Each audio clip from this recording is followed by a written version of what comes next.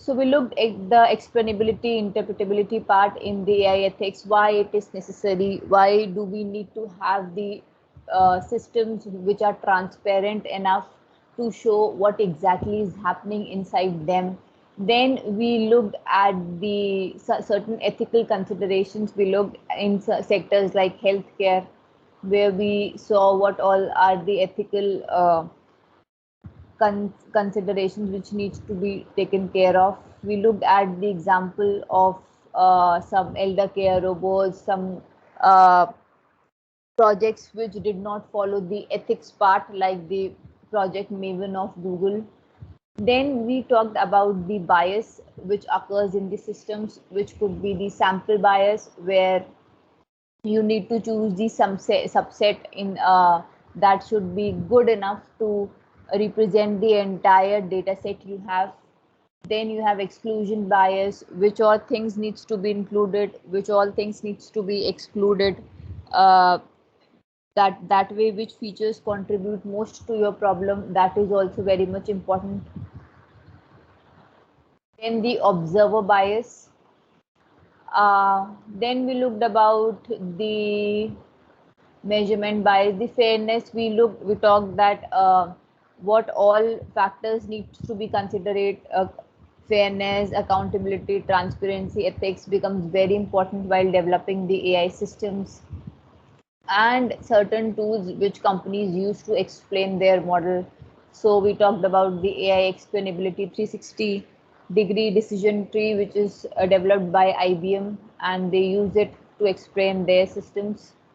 Okay, so we were here in this part where I wanted to tell you that how explainability can be induced in the system, and how the AI systems use the attention mechanisms which we human, which is there inside our brain, and which we usually do when we see any object or anything around us. So this we were discussing. So I told you that suppose we have this model with us. Now in this model, the idea was to uh, divide to divide the tweets into two parts. So we have tweets from Twitter, and the idea is to categorize them into positive, negative, or maybe the neutral sentiment. Okay, so we the data was extracted from Twitter, obviously. Okay, and whatever tweets that were being extracted were converted into English language. So there could be tweets in different languages, as you can see, maybe Hindi, maybe Spanish, Arabic, Japanese. So all of them were being converted into the English language using Google Translator. Okay, so now we have each and every tweet in English language that way. So after that, we fed the input. Now this is our input. These English tweets, these are our input to this system. So they go input to the system, and they are first fed into an embedding layer. Now, what is this embedding layer?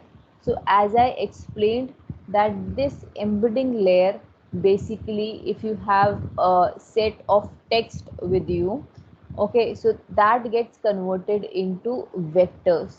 So since the system cannot understand that what are the words, what does a particular word or what does a particular sentence means, we'll be converting them into vectors form. So words which are similar in nature, let's say maybe man is to woman, right? So these words will have same embeddings, and if you plot them, they will be near to each other.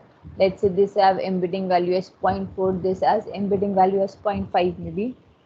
And similarly, if I have any other word, let's say I have a word as maybe mirror, so that might have an embedding which is far away from the embedding of these words.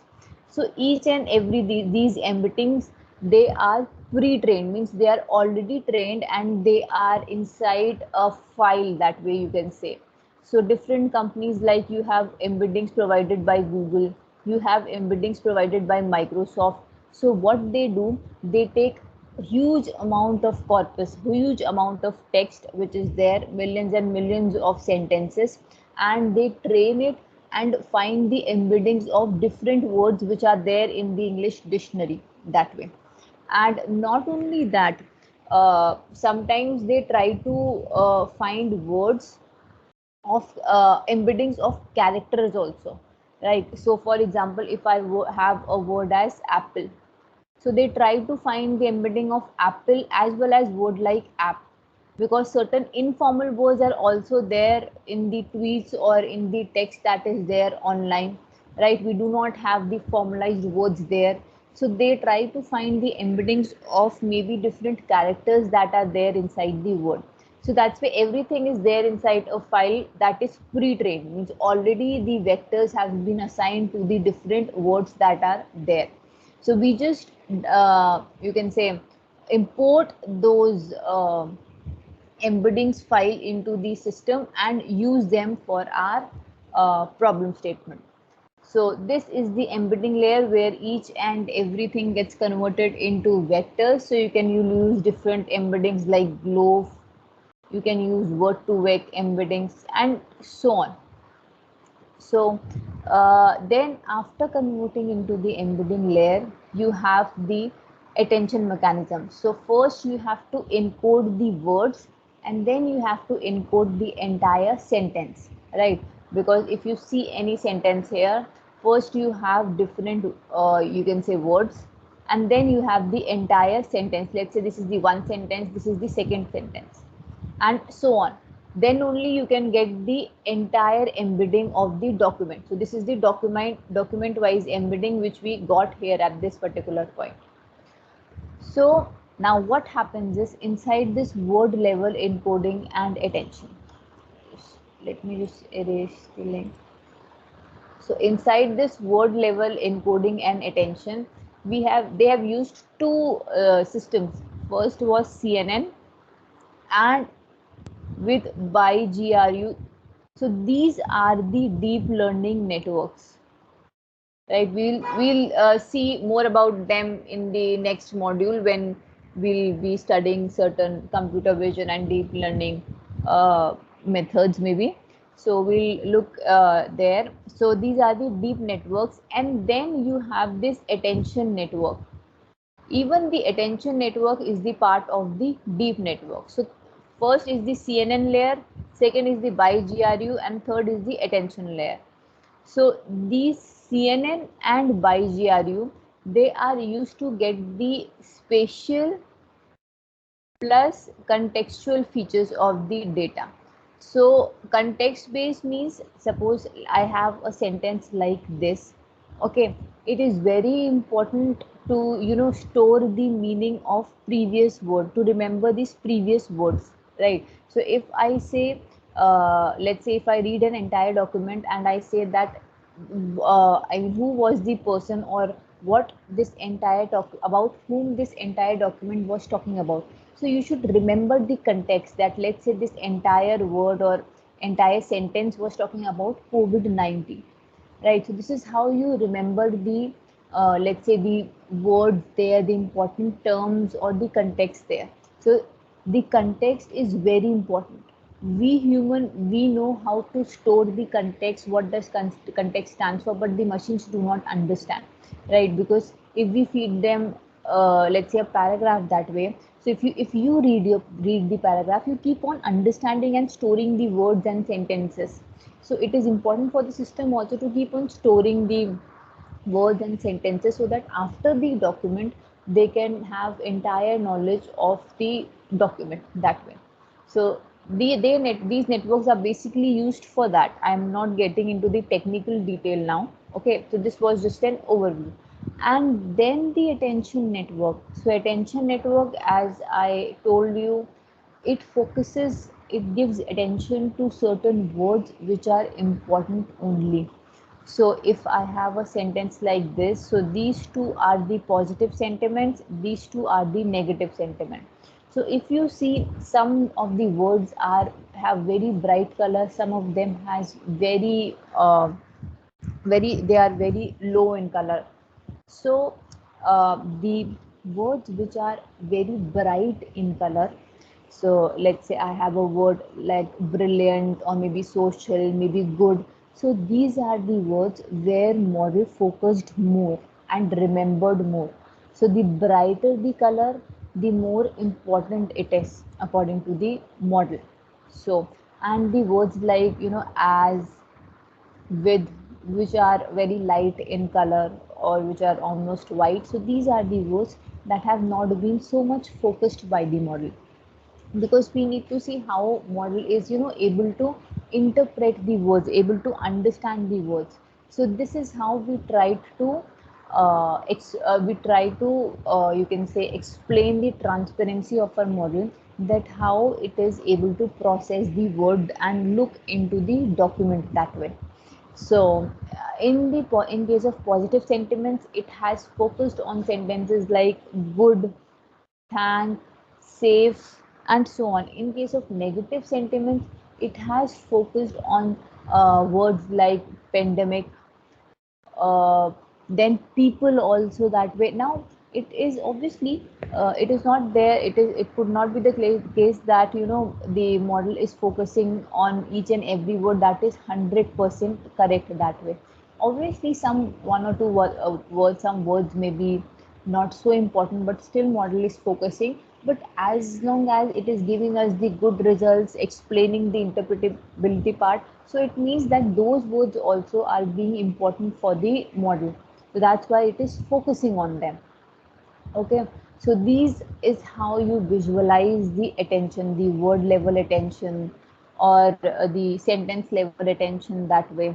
So to see the positive and negative words. Now as I saw that this model used to extract the tweets from the top 5 countries which were worst affected by the virus, which were worst affected by virus. So let's say the study, they conducted the study on maybe August 2020, 18 August 2020. So as of 18 August 2020, which all countries were there according to the World Health Organization data that had the huge number of cases. So those 5 countries were being used for the studies, and by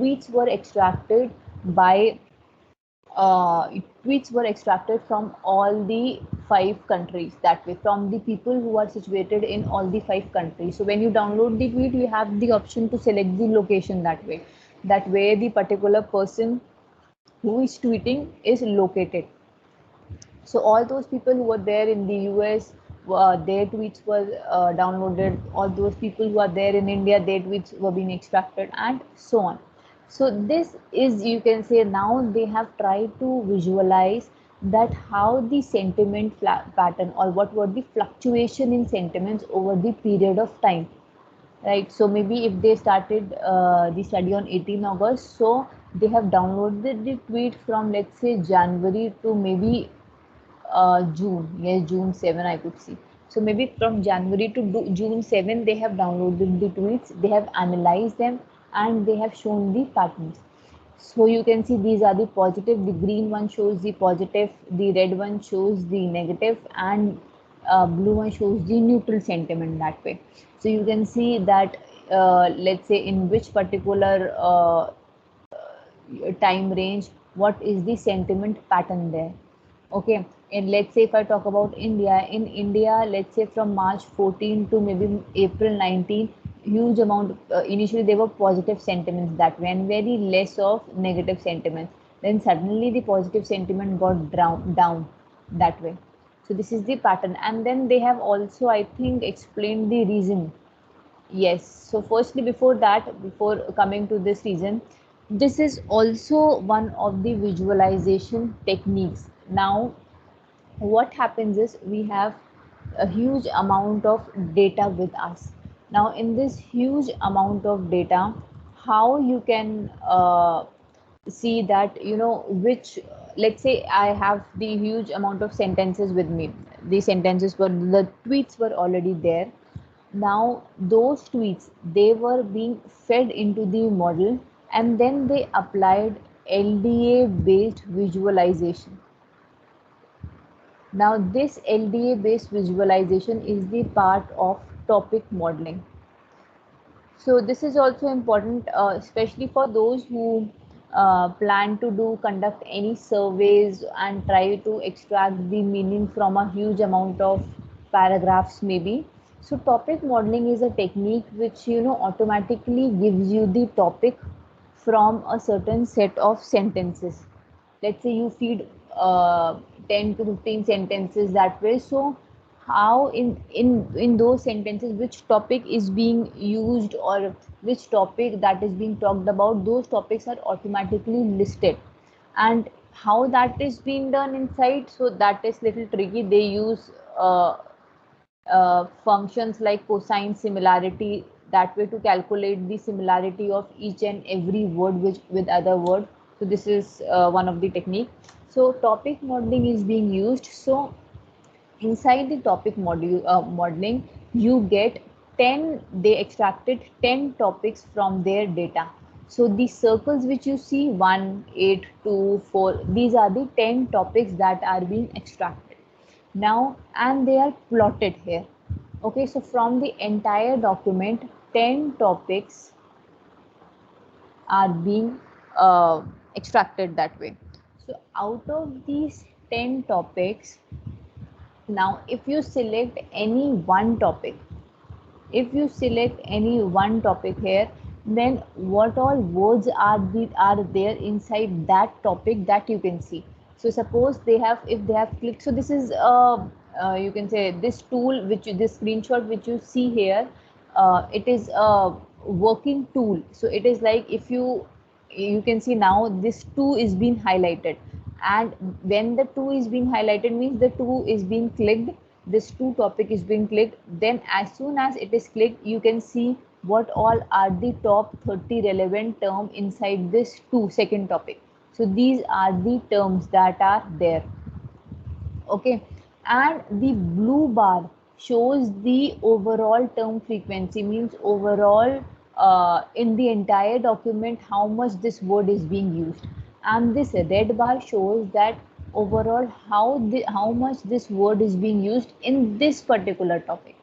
Okay, so blue one shows that how this word is being used in the entire document, means in all the topics, and the red one shows how this word is being used inside this bubble, inside this topic. So thereby you can get the frequency, the importance, relative importance of a word. So if you click this word, so this word, this bubble, this topic is being selected, and you see all these terms here. So maybe the terms like good, great, happy, healthy, new, scare, many, they were being majorly used inside this topic. And let's say the word good, this is the overall frequency of the word, and in this topic it is being used maybe, let's say 20 to 30 times maybe. So this is the overall frequency of that. Similarly, if you click any other topic that way, those particular words will be highlighted here. So this shows that selected topic is 2, and what all are the relevant terms here. And similarly for negative, now let's say that 7th topic is being selected, 7 is the topic here. So in this particular case, let's say what all are the important topics that are being highlighted. Let's say the virus, news, country, bad, Trump, and all these topics that are there inside all these words that are there inside this topic. So you can visualize that what all terms are there inside this word. Now next is the summarization, that is the summary. Now if you see here, based on this visualization techniques, this LDA based topic modeling technique, so they have summarized their observations. Now again, this is also an art, how you use different visualization techniques, and how you make your model more transparent, and how you explain the results to the user. So this is also a very important flow that way. So if you remember the drug flow example which I taught you, there also we use certain visualization techniques, and based on those visualization techniques we try to explain the results to the user or come up with the results or maybe certain observations, because this is the entire motive of building any model or of developing any model. So they have said that the positive words that were being circulated at that particular time on Twitter were these: good, stay safe, happy, best, support doctors, masks. So these all were the positive words that were being circulated. And the negative words that were being linked were the virus, death, bad, Trump, lost, fake, and so on. So these all were the negative words that are being circulated. So now they have seen that what all are the positive tweets that were being directed towards the frontline workers. So they said that the positive tweets that people mostly tweeted about the frontline workers were to motivate and boost the morale of the health workers by appreciating them. So there were many appreciating tweets that were being generated on Twitter, and tweets like donate them mask, dedicate them some songs, maybe provide them free accommodation, donating money to the restaurants, for distributing meals to the essential workers. So all these were the positive tweets or positive initiatives that people were taking on the Twitter. So countries like Brazil, there the healthcare workers celebrated the discharge of the first COVID-19 patient from the hospital. And in India, many citizens were delighted to have the candle march, flashlights. This you every one of you might be aware of. So they listed everything out there. So positive sentiments were usually directed to maintaining a healthy diet, reuniting with families, because people were there in different parts of the world, and maybe everyone was there inside the home working from home. That way everyone united with the family. Maybe after the travel restrictions ban, also boosting the immune system and so on. Watching television series, then wishing and posting messages on occasions like birthdays, Earth Day, Memorial Day, Labor Day, Nurses Day. Many of them will be celebrated in US. So all these were the positive tweets overall, in general, in the entire model that were being observed. Now then what they have done, they have now the topic model which I explained, they have now built the topic model for the entire countries, for entire different countries.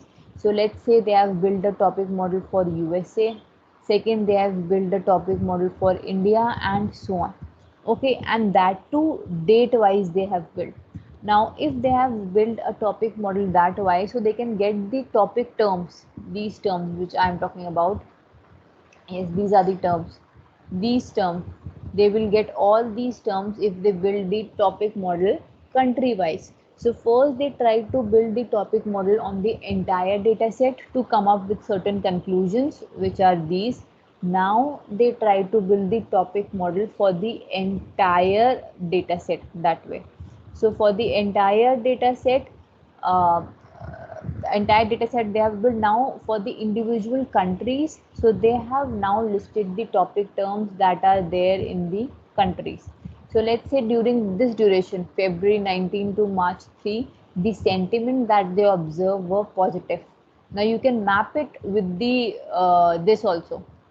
If you remove the you can map it with this visualization also. So they says that February 29 to March 3rd, and even from March 16 to March 31 is positive. So basically on the entire month of March, positive sentiments were being there, which is true.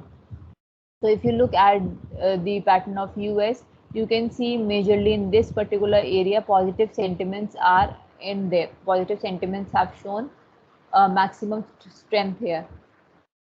So they have tried to fetch the terms that gave the positive sentiments, that why, what all were the things that people were so positive about even during this pandemic. So the idea is that, so in the US maybe they have now extracted these different terms that way, where they feel, the people were positive. So they said that, entertainment related terms were there in that particular maybe duration. Then also now during March, now they have said that Trump declared a national emergency on March 13th. Still positive sentiments were being there from this particular like a duration. So this may be because the citizens were ready and determined to fight the virus. So we noticed that citizens were advising everyone to stay home, encourage and follow the guideline and take preventive measures.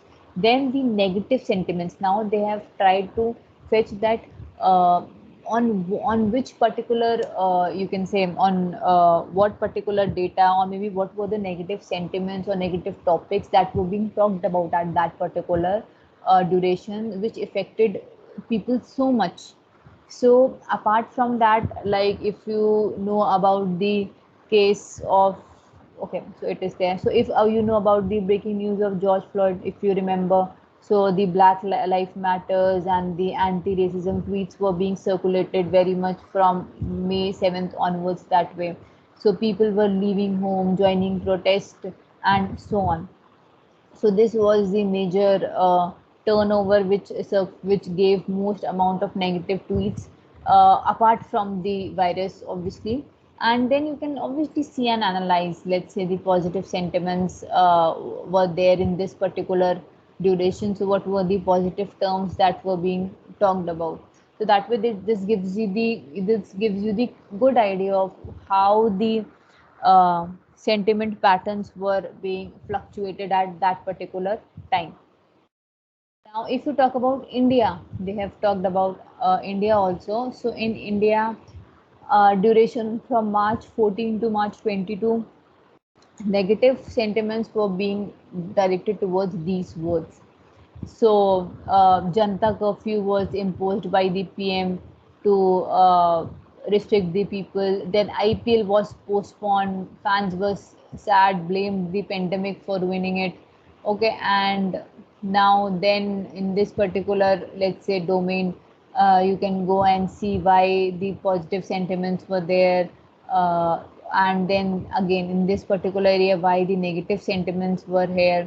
So you can definitely go and check how the sentiment patterns are fluctuating in our country also.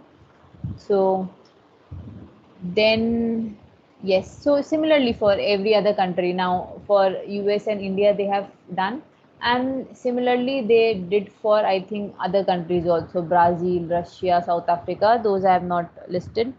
So this is how they have studied the entire sentiment fluctuations that way during that particular time or during that particular era that way. And so you can see, so basically the idea is how they have developed a model. Now the idea was to come up with a network to, so that you can tell the people that what was the impact of this pandemic on the entire world. So how, apart from using the deep networks and let's say the machine learning, deep learning techniques which are there inside our AI systems, apart from that, they have come up with certain explainability part, the visualization techniques, and how they have tried to interpret the results which the model tries to say. So the end goal is obviously to get the sentiment, positive, negative, neutral sentiment that way. But then again, how their model is behaving, what terms are being used, or how anyone can rely on their model, they have majorly tried to focus on that. And based on the results, let's say even on these visualization results or even on this topic modeling results, they have tried to gather the data and come up with the explainability part, like giving the individual explanations of each and every country that one. So how each and every country is behaving, they have tried to give the explanation for that. Okay, just by studying the words there, or you can applying certain techniques, maybe in topic modeling and everything. So they have tried to come up with these explanations. So this is what is necessary when you build the AI systems or the AI models. The explainability part is important. If you have built a complex model, this looks very complex, very interesting, okay, good, but at the end of the day, if it was not justifying why the sentiments were being fluctuating, or what is the exact psychology of people during any particular duration, if they are not able to explain that, then that is of no use. Now, obviously, people can use this model so that they can understand the psychological pattern of the people, the mental state of the people that is being there during the entire pandemic time. What all factors were there that people were happy about? What all factors were there that they were sad about? So all these things can be used, and all these things can be used for the study. So the healthcare system, maybe the government, the policy makers, they can all use these factors there, and they can come up with different techniques that way. For those who were negative, maybe they can move their support, okay, they can thereby may come up with the different policy that how they can help the people of their country. They can even study from the the patterns, the fluctuation patterns of every country. Like for example, if you see India that way, this is very interesting. So when there'll be many study which will be there about the COVID-19 pandemic. And strangely, with mostly with every study, they have seen that during a particular, I mean, during a particular time, in a particular time frame, India have shown mostly major amount of positive sentiments. This might not be reflected here, maybe in this particular case. So the maximum amount of positive tweets that were being there in any particular time range was majorly with India. Okay, now people were very much surprised to see that why this happened, that so much amount of positive tweets were there. So they then came up and then they realized that what PM has asked every Indian to do, clap the hands, maybe to applaud the frontline workers. Then we switched on the flashlights. We used to, the candles and everything were there, which at night all those flashlights were being there. So these measures, so during this particular time, mostly maximum amount of positive sentiments emerged in this country. So thereby people was very much when they build the model. So not only this model, many models and many study obviously for this pandemic was there, is already there. So people were very shocked to see why this different kind of fluctuation pattern is there with India itself there. Because majorly people have focused the study on the worst effective countries that way, because again you have n number of countries that way. How can you focus on so many different countries? So they've tried to analyze the people, the situation in those countries which were worst affected by the virus, and then they saw that in India particularly, certain terms or maybe certain sentiments, positive sentiments were being emerged at particular time frame. A lot and lots of positive sentiments emerged. So why that was there? What were the techniques, or why? I mean, maybe the PM or how the policymakers in the countries come up with different techniques, maybe that uplifted the spirit of many Indians that way. So then they came to know about these measures and everything, that how people reacted that way. Because initially at that particular time when the everything was there, the uh, and the prime minister who used to like, ask us to clap our hands and everything. So lots and lots of positive tweets were there emerging from India that way, and people were so excited and were very much interested to what next task will be given to us that way. That were thereby at that particular duration, that particular time frame, this thing came up. So again, the policymakers and everyone was interested that how these terms or fluctuations are being reflected. So this is all about this particular example. So just to explain you how the transparency and explainability becomes important for your model, thereby then only anyone can trust your model. Obviously, if I tell you that this is the model, then no one can understand what exactly is happening inside that model, what all are the terms or anything. Anyone, if they see their model, they can't understand what exactly things are happening. But then if I try to explain the different words, or how this model is doing, behaving, or why you can trust this model, now obviously after looking into the visualization and interpretability part, you definitely might have gathered certain trust inside this particular model. This is the main idea to the explainability AI part, where you explain, interpret, and everything gets into your system. Okay, so this was about the explainability part. Next, we'll talk about the the legal issues in AI, which I will start in the next lecture, not in this lecture. So